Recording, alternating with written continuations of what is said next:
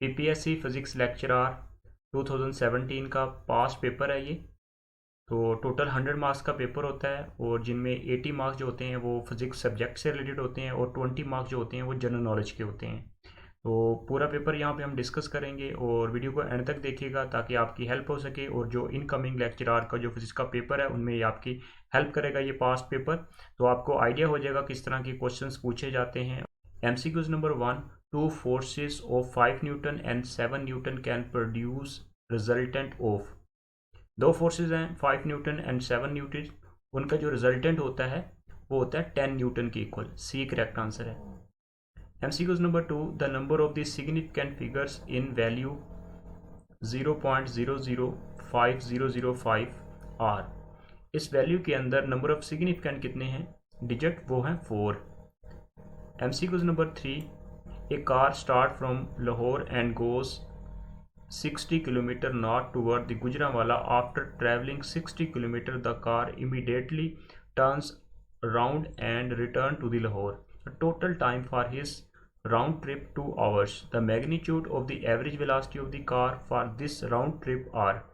तो इस स्टेटमेंट के मुताबिक अगर हम देखें तो हमारा जो टोटल जो डिस्टेंस उसने कवर किया लाहौर से गुजरांवाला और गुजरांवाला से वापस लाहौर आया 2 घंटों में, तो इसका जो टोटल जो हमारे पास होगा, टोटल जो इसका एवरेज वेलोसिटी होगी वो 0 होगी। डी करेक्ट आंसर होगा।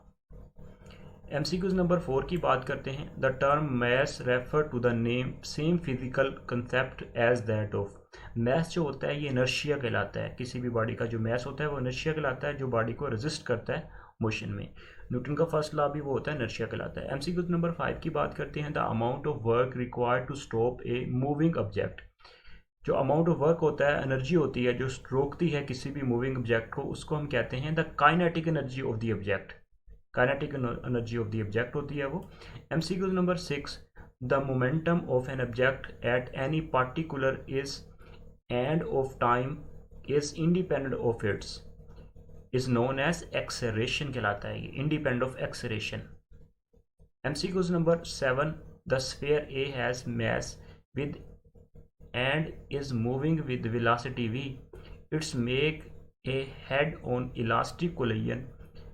What stationary sphere b of the mass 2m after the collision there with speeds va and vb are।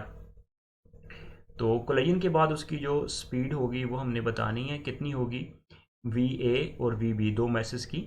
तो इनकी जो स्पीड होगी वो होगी v3 और होगी 2v डिवाइडेड बाई 3। तो ये टोटल इसकी स्पीड होगी दोनों मैसेज की, va एंड vb की। MCQs number 8, an ice skater with rotational inertia I naught is spinning with the angular speed W naught.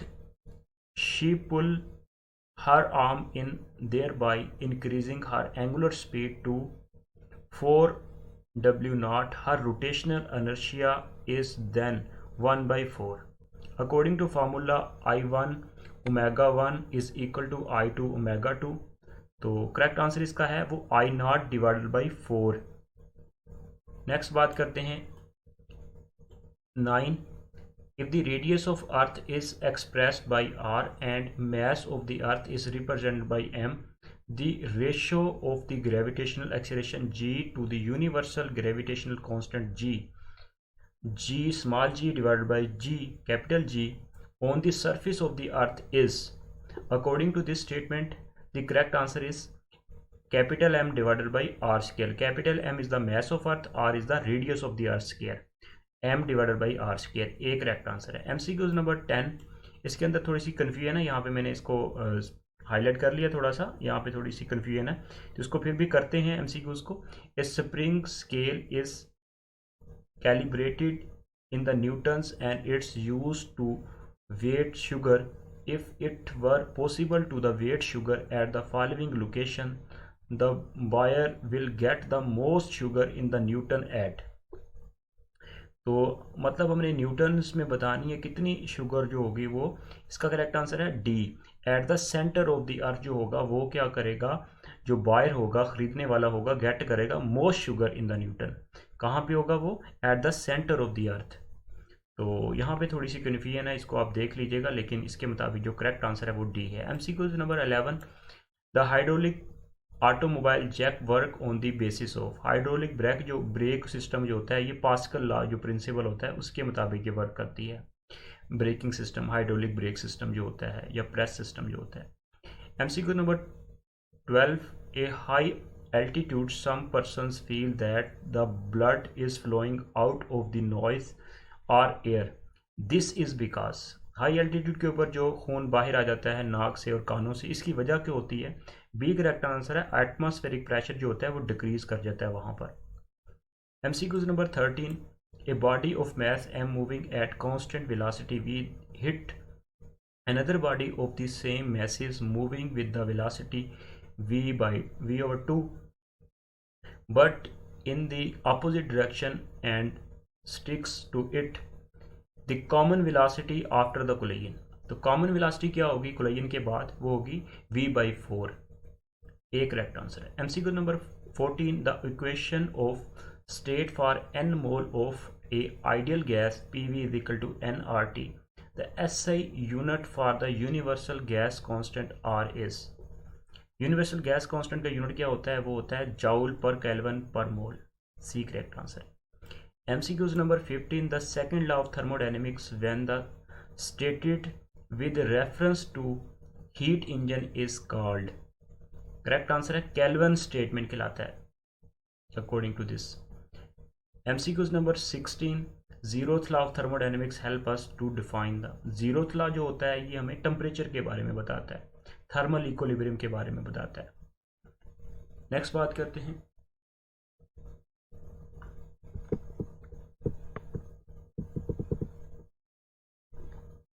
MCQs number 17, metal pipe used to carry the water sometimes burst in the winter because। सर्दियों में वो फट जाता है, metal का जो pipe होता है जिसमें से पानी गुजर रहा होता है। इसकी वजह ये होती है कि water expand when it freeze, जब पानी जमता है उसकी बर्फ बनती है तो वो एक्सपैंड करता है। तो डी करेक्ट आंसर है। MCQ number 18, the buildings are kept cooler in the summer with light coolant colored shades instead of the dark colored window, this is because light colored shades। इस MCQ में पूछा हुआ जो buildings होती हैं उसको हम काले रंग का कलर नहीं करते, उसको हम कोई ना कोई कलरफुल शेड देते हैं, उसको डार्क कलर नहीं करते, कोशिश होती है डार्क कलर ना हो। इसकी वजह ये होती है कि गर्मियों के अंदर जो हमारी बिल्डिंग्स होती हैं उसको हम कैप्ट करते हैं कि वहाँ पे गर्मी वगैरह अंदर ना दाखिल हो। इस वजह से इसकी वजह ये होती है कि जो हमारा कोई भी कलर होता है डार्क के अलावा वो रिफ्लेक्ट करता है मोर सनलाइट को, इसलिए ए करेक्ट आंसर है। MCQ number 19, the difference between the molar specific heat at the constant pressure and the molar specific heat at constant volume for an ideal gas is known as. तो इसका जो difference कहलाता है वो कहलाता है universal gas constant, capital R। C correct answer. MCQ number 20, if a heat engine is doing a positive work in each cycle while losing some energy at heat with no heat energy input, it is clear violation of the first law of thermodynamics। तो first law of thermodynamics की violation करता है अगर heat जो होती है वो मतलब क्या है कि वहाँ पे नो हीट एनर्जी जो होती है अगर इनपुट उसको नहीं देते, क्योंकि हमारे पास फर्स्ट लॉ होता है Q is equal to del U plus W, change in internal energy plus work done होता है। MCQs number 21, if lambda is the wavelength of each of the component sinusoidal travelling wave that form a standing wave, the distance between the adjacent nodes in the standing waves is. जो adjacent वहाँ पे distance होता है adjacent साथ nodes के, तो standing waves का वो होता है λ/2। सी करेक्ट आंसर है। MCQ number 22, if pitch of the approaching siren is increasing, it is apparently due to the increase in dash। तो पिच जो होती है अपेरेंटली उसकी इंक्रीज हो रही होती है, इसकी वजह ये होती है कि वो वहाँ पे फ्रीक्वेंसी जो होती है वो इंक्रीज हो रही होती है according to Doppler effect. MCQs number 23, इसके अंदर भी थोड़ी सी कन्फ्यूजन है MCQs के अंदर, स्टेटमेंट के अंदर, तो इसको भी ज़रा ख्याल से देखिएगा। तो इसको हम कर लेते हैं फिर भी। The process of the waves appearing with different intensity at the point where a number of the waves passing through a point in a medium is known as dash of wave। तो ये इसका statement है 23 MCQs की। तो ये क्या कहलाता है, तो यहाँ पे बीट्स आना था, तो यहाँ पे ऑप्शन बीट्स नहीं है, तो लेकिन आप देख लीजिएगा अगर कोई आपके मुताबिक अगर कोई करेक्ट आंसर लगता है, लेकिन मेरे मुताबिक बीट्स बनता है यहाँ पे, इसलिए मैंने इसको हाईलाइट कर दिया। MCQ number 24, if A1 and A2 are the amplitude of the two waves in the Young modulus slit experiment, then the maximum intensity of the interference rings is। तो मैक्सिमम इंटेंसिटी जो होगी interference rings की वो कितनी होगी। तो इसके मुताबिक जो करेक्ट आंसर है वो भी आप कमेंट सेक्शन में कमेंट करके बताइएगा। मुझे इसका करेक्ट आंसर नहीं मिला और मैं सेटिस्फाई भी नहीं हूँ इस स्टेटमेंट से, ये भी मुझे थोड़ा सा कंफ्यूज कर रहा है MCQs। तो नेक्स्ट बात कर लेते हैं MCQs number 25, young double slits experiment, if the separation between the slits is reduced to the half and the distance of the screen from the slits is double, then the fringe width is। According to Young double slits के मुताबिक यहाँ पे कुछ conditions given है, इसके मुताबिक जो हमारा होगा करेक्ट आंसर वो होगा A।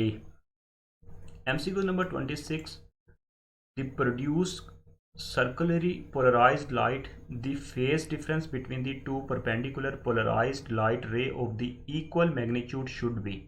कितना होना चाहिए, मैग्नीट्यूड शुड बी 90 डिग्री होना चाहिए।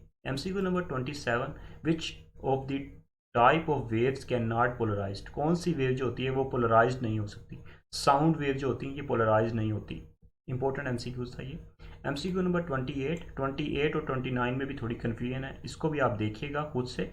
तो स्टेटमेंट में मैं पढ़ देता हूँ यहाँ पे, the tuning fork produce the wave in a medium if the temperature of the medium change then dash of the waves will change as well. तो इसका करेक्ट आंसर ए लग रहा है, वेवलेंथ, लेकिन मैं श्योर नहीं हूँ, आपने कमेंट सेक्शन में बताना है। MCQ नंबर 29 की भी स्टेटमेंट पढ़ देता हूँ, which of the following properties make difference between the stationary and the progressive waves. तो यहाँ पे आपने बतानी है, इसका करेक्ट आंसर ऑप्शन गिवन है, इसका भी आप कमेंट सेक्शन में बता दीजिएगा अगर आपको करेक्ट आंसर इसका आता है। MCQ number 30, if K denotes 1/4 pi epsilon naught according to Coulomb's law, F is equal to K Q1 Q2 divided by R square, where K is the 1/4 pi epsilon naught, the magnitude of the electric field at the center from the isolated point particle with the center with the charge Q is। The correct answer is C, K Q divided by R square। MCQ number 31, the electric field due to the uniform distribution of the charge on a spherical shell is 0। तो कब होगा ये होगा D, only inside the shell, inside होगा तो वहां पे 0 होगा।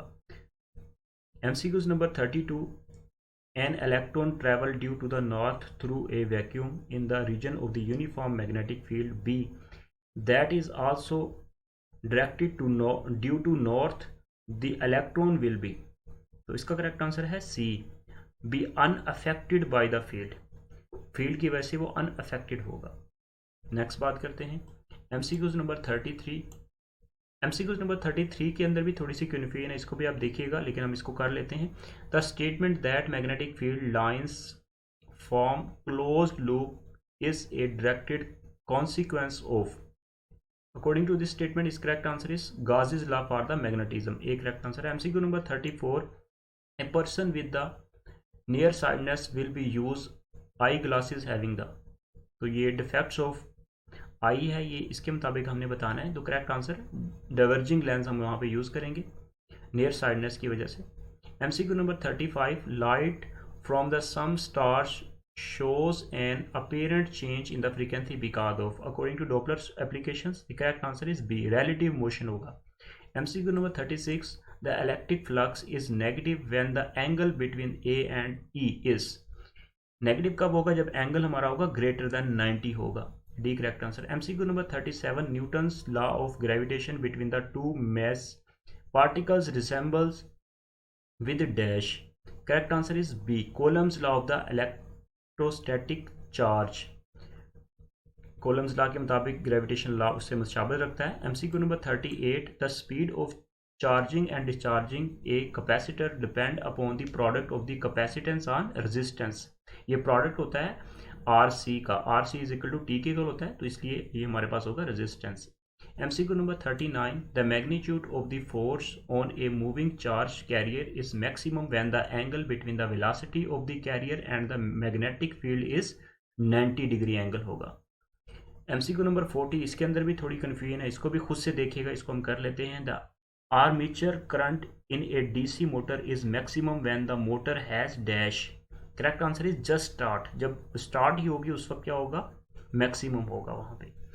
MCQ number 41, a charge q moving in the magnetic field, if the velocity of the charge is double, somehow the force act on it would dash। force कितनी होगी इसके ऊपर, becomes double as well as। B correct answer है, according to F is equal to Q into V cross B। Next बात करते हैं MCQ number 42, which Maxwell equation predict that a non-pole exist does not exist।